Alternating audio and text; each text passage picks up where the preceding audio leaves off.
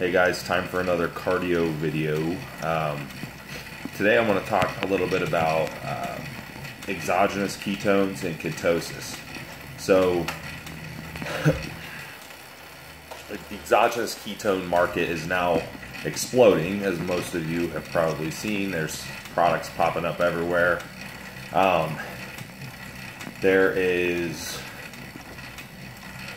There's some claims floating around, as far as what they do and their benefits that are probably, or I would say, overblown. And maybe not necessarily overblown, but just misleading. So I just want to clear a few things up and kind of talk about my experience with them and just briefly touch on ketosis. So first off, ketosis, without boring you with all the metabolic pathways that you have to go through, it's more or less you don't have enough glucose, so your body burns ketones. Take away the carbohydrates, typically take away some of the protein, so there's not too much gluconeogenesis going on, and you're not creating additional glucose, and you end up with ketone buildup, and you burn ketones, and hence ketosis. That's essentially what's happening. So, and then where does exogenous ketones come into this? So, some people think that if you take exogenous ketones that you're in ketosis, just because your blood ketone level will be higher. And that's not necessarily true. So, the thing with exogenous ketones is obviously you could supplement them even while you have carbohydrates in your diet, even while your glycogen's not depleted. And, would that put you in ketosis?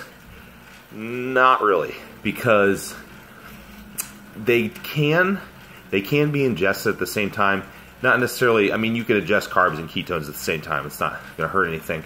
But my point being is that you're not just going to take exogenous ketones and automatically be in ketosis just because you raise blood ketone levels. So there are benefits, though, of taking exogenous ketones even with carbohydrates in the diet. And you might ask where that would come in. So in my experience, they're very good in the morning. If you're someone that doesn't eat right away in the morning, or you're someone that doesn't eat carbohydrates in the morning, till around your workout, then I think it's a great thing in the morning before you eat upon waking, as some additional brain fuel. Glucose is typically seen as fuel for your brain. It's one of the brain's preferred fuel sources. But I will say that your brain does like ketones also. A cool little experiment I read about, and I wanted to try it on my own, was that someone had actually taken ketones and noticed that their blood sugar was really low. It was actually so low that, in other words, they would feel hypoglycemic, but they didn't, just because the ketones were the preferred fuel source at that time. So that just goes to show that your brain does like them. It was actually utilizing them because they weren't feeling the hypoglycemia that otherwise would have been there, even though blood glucose was low.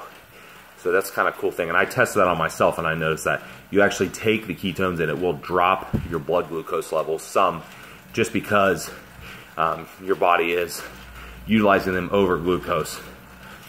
And it's going to kind of depend on how much ketones you're taking, and how well you metabolize them personally. But I noticed that in myself.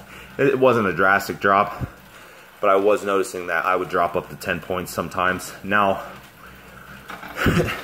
there is somewhat of an insulin-mediated response there, so it's kind of like I don't want to call it glucose disposal. Now everyone's going to think ketones are a glucose disposal agent. That's not necessarily what was happening, but it was an insulin-mediated response.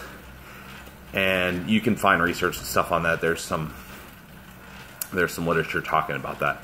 So that's a good time to use ketones if you want to try to use them as an additional pick-me-up in between meals, maybe.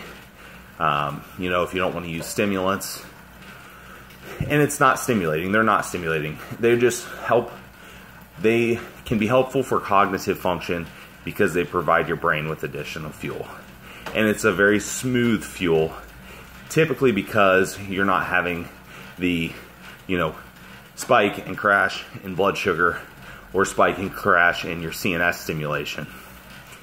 And that's why, you know, that's why it's a nice little fuel source. And that's why a lot of people feel good in ketosis, you know, on a ketogenic diet, just because blood sugar levels are stable, insulin levels are stable, the peaks and valleys really aren't there.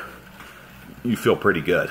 Everything's pretty stable. Energy, and cognitive function. So the same thing with ketones. It's just, you know, providing that type of smooth energy, not a stimulating, caffeinated type of energy. You know, don't expect to take them and feel like you're going to run through a wall pre-workout. It's not going to be like caffeine or like DMAA or anything like that.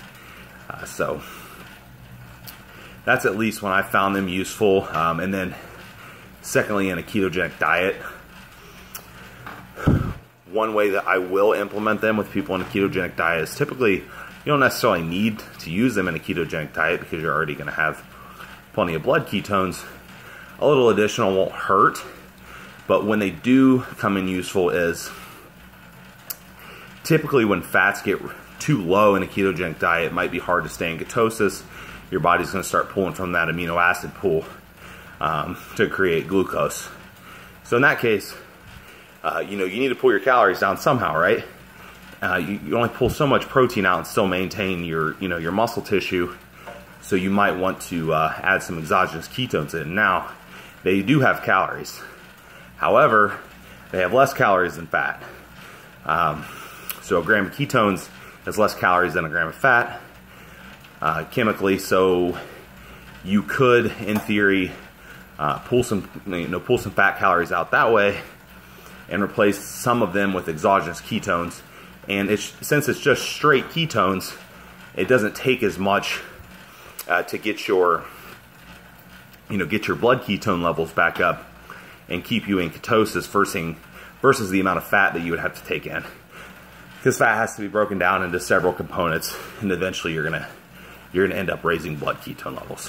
Whereas the ketones, you take it in, raises ketone levels, you're good to go. So those would probably be the two main instances I would use it. Morning fasted, if you want to use them in that regard. And, you know, if you have carbs in the diet or even on a ketogenic diet. And also with the ketogenic diet, like I said, if you have to lower fats, then you can get away with lower calories and still stay in ketosis by adding them.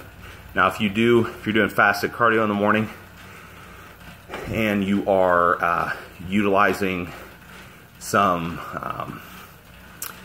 fat loss ingredients like, you know, yohimbine HDL or something that needs to be taken fasted. I haven't actually tested this theory yet, but as far as, you know, can you take ketones with that? So will it interrupt anything?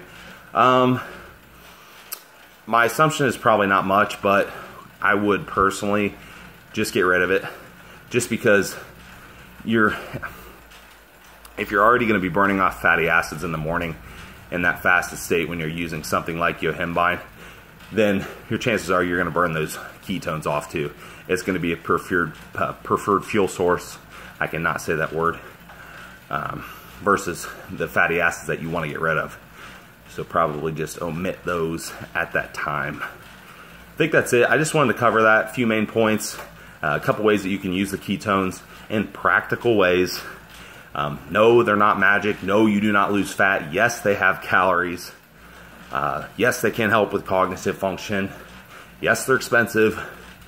But I think that covers most of the main points. No, they don't put you in ketosis automatically.